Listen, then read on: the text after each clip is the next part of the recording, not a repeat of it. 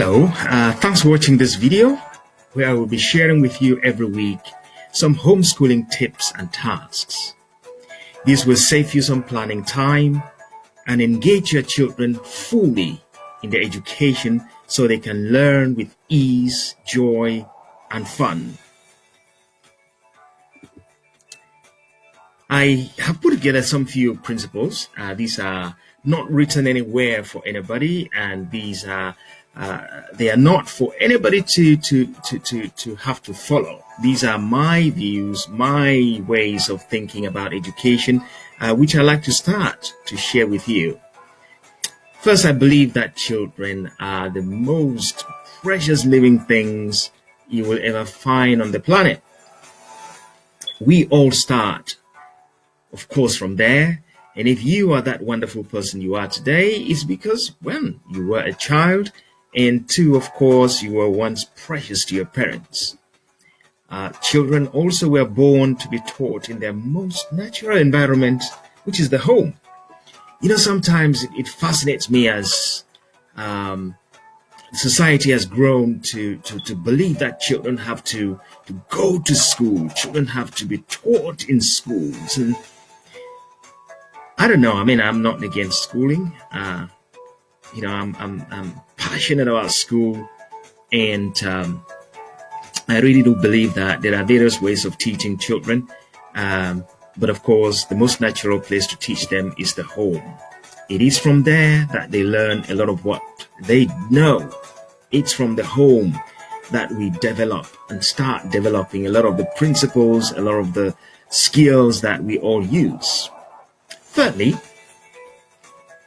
learning is easy when it is fun, natural, and relatable. Sometimes we get children to learn things that they don't relate with, things that don't resonate in their lives, and it makes it very difficult for them to be able to engage in the learning process. So if we make it fun, if we make it natural, and if we relate it to the things that they know and in their lives, it might make much sense to them. I also believe that it is not a matter of what they learn, so long as they learn it. Sometimes really, you know what? It doesn't matter whether children learn A, B, C, or D, so long as they learn something. So long as they are learning, for me, I'm always happy. Teach children and not the subject. My name is Louis Thursnuysa, and I've been a classroom teacher for 18 years. And one of my very most important principles was that I was always teaching children, not the subject. If you forget that you're teaching children and focusing on the subject, you're really not going to do well. And the children are going to not like it, and you yourself are going to get bored, and teaching and learning is going to be a very, very difficult process. As I share with you these ideas, if you like them, please click the button below and subscribe so that you can get the free content I'm going to be providing every week into your box whenever it is produced. So the way I'm going to do this is that every week I'm going to produce a video, and I'm going to share with you some tips, general ideas about homeschooling, and then I'm going to give you tasks as well. I'm going to give to you the various tasks, 5 every week, and you can use that directly to teach your children at home so that they can learn easily. So, tip number 1, being a teacher is dead easy and simple. It's a very easy task. You know what? Humans were born with a natural ability to learn, and they want to learn every day. Hence, it is easy to teach because people want to learn. So for your children this week, I want to share with you this task. Why don't you ask your children to make a list of all the things that they want to know, the things that they want to learn. Don't limit them. Tell them if they can make a list of 100 things that they would want to learn, good for them. It might take them 1, 2, 3, 4 hours. We don't know. But Let them do that as a task, and then ask them to arrange those tasks in order of importance. The one they think is the most important at the top, and the one they think is less important right at the end. This can take them to about 3 hours. You can split the time, you can give them a break, you can interrupt it at any time and get them to complete that task. So if you do this, you already have planned your work for nearly a month, or maybe a week, or maybe a year, I don't know, because you can always fall back on those important things that the child wants to learn. Tip number 2, know your kid's curriculum. Well, for most of us, our children are attending school, and of course they have a curriculum which they are following. One thing which could help you and help the children is to know the curriculum. Ask the teacher, ask your kid's teacher, what is it that they are supposed to learn for that year? If you are somebody who's already homeschooling your children, then go to the government's website, check your school year or your child's school year, and you're going to find a lot of information there about the curriculum. Download it, and of course then use it. What about task 2 for your children this week? Now ask your child to recreate their school day from Monday to Friday. Ask them to think about the subjects, the times they go for break, the activities they carry out in school. Let them write them down, and if they can recreate it exactly, that will be great. And then, for yourself, use these as a basis for your timetable. Sit down now and draw a timetable with them so that they themselves are involved in their own learning, and so it also mirrors something that they are actually used to. Tip number 3, strike a balance. Yes, this is so important, to strike a balance between what you, the parents, want and what your child wants to learn, but also what the government wants the children to learn. Sometimes what the school is teaching is so vast and so far away from what the children want to learn. I remember teaching children in class who didn't really want to be there. They wanted to go and do some mechanics or something like that. They wanted to go and do some gardening. There were some children sat there in my classrooms who were sent away from certain lessons, for example, sciences, but they just wanted to do art, or sent away from art lessons, but they just wanted to do science. Check what your child wants to do. Check what the school is offering, and focus your learning at home on what your child wants to learn, what they want to do. So strike a balance. What about task 3 then? Now, this is quite an interesting one, and maybe I suggest you can do this for yourself if you haven't done it yourself as well. So look for pictures in books, magazines, newspapers, online. And these are pictures that represent everything that they want to become in the future. Maybe they want to become a pilot. Get them to look for pictures of a pilot, somebody they will be looking up to, somebody like a model. Let them get pictures of planes. Let them look for pictures of anything connected with piloting. If they want to be a hairdresser, let them do the same. If they want to be a tree surgeon, let them do the same. Let them collect as many pictures as possible. If they are doing it electronically, of course, let them save it on an electronic drive. If they are looking at magazines and newspapers, let them cut them out, and you will use them one day. Now, if you like this content, if you like what I'm saying or what you are watching or what you're hearing, please click the button below and subscribe so that you don't miss the weekly content that I'm going to be sending out. Tip number 4, focus on the essentials. Now, like I said earlier, sometimes school is teaching children things that they might not really necessarily need.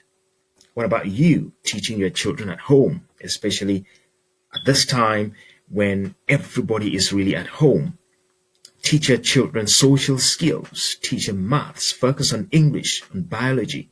Simply look at the human system, look at nature, talk about animals and insects. And these are naturally things that we're not taught in school every day. Focus on those things at home and teach your children more or less in the mornings when their brains are really still functioning well and able to focus. Teach them in the morning.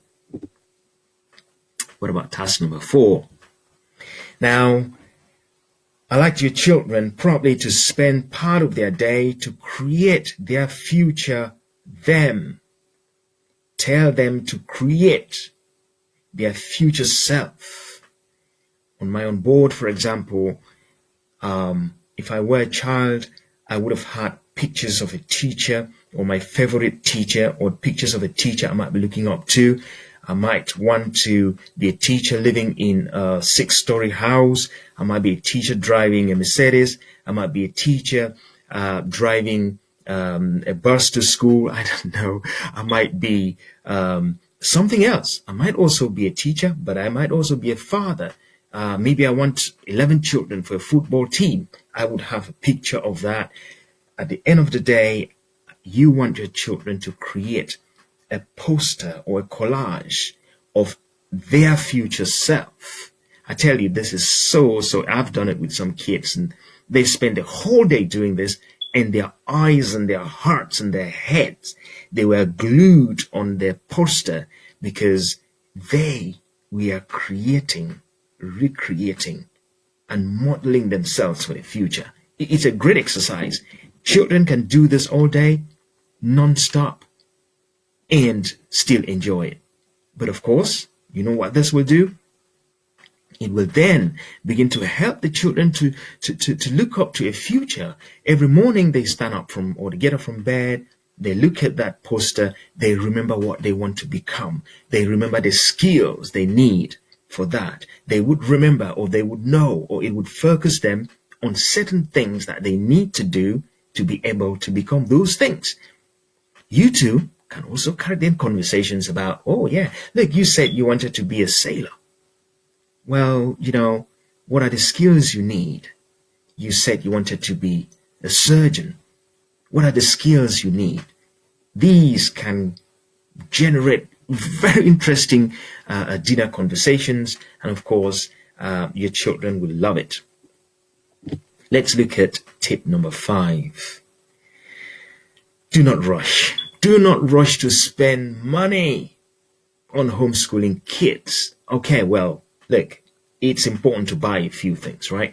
But people think they have to equip their house with boards and chalk and pens and literally recreating a classroom, a school classroom at home. No, you don't need to. Your class, your house is already a wonderful school. Look at those pictures you have at home. Look at everything. Do you think your child can name every single item in your house? Do you think your child can spell every single item in your house? Do you think your child knows the use for every single item in your house? Those can become serious resources for you. That could be one task one day actually. But for this time, task number 5, I'd like your child to draw up some form of a food menu for the coming week. You see, here you're going to be revising your natural sciences. You're going to ask them to write down the menu, and as they write down or create the new recipes or create new menus, they're also thinking about their social and domestic sciences. How are they going to cook this food? What is in their food that they want to eat? By the way, maybe they might be drawing their menu, thinking about the type of nutrients that they want to acquire next week. And then that would help them to create a menu or to create a recipe. Ask them to draw a shopping list. And of course, as they draw their shopping list, you're also asking them and helping them to revise their mathematics. How much money are they going to spend? How much money do they have? If they go to the shop and spend this money, how much money is left? If they did not have money, what would they do? How would they get that money? Now you're getting into helping the children to manage their finances and so on. So you can see from one task, you can help the children to do quite a lot. So this task 5, I would say it might take, this is a favorite one of mine, on a Friday or a Saturday, because they're preparing for the next week. And of course, you're also helping the children with planning. This is an important thing which children are not taught in school. You're also helping your children to learn about finances, and these are things that they are not taught in schools. That's about it for the tips and the tasks, but I've got one more thing for you. I believe so much that if you train your mind to be free to grow each day, you shall become what you dream tomorrow. So I have got a website here, Personal Mindset Development Master, which you can go in there, and every day there is also content there which can help you as parents or children to develop their mindset, to develop their personalities. There is a lot of content there, mostly videos and audios where they can listen to their favorite speakers, people like Tony Robbins, Les Brown, Jim Rohn, you can name them. They are all there. And I am hoping that you yourself, as you help your child to learn at home, that you can also grow in personality. You can also grow in mindset and be open to help your children develop themselves and grow to the people they want to become. Look, once more, I'm really happy and glad that you were able to watch this video to the end. Like I said, if you like the content, please click and subscribe so that you don't miss the free content I will be producing and sharing each week. I'll see you next week. And please, if you can leave comments as well on how I can improve, that's a wonderful thing, because it will help you, it will help others, and we can join our hands to grow. Once more, have a great day, have a great week.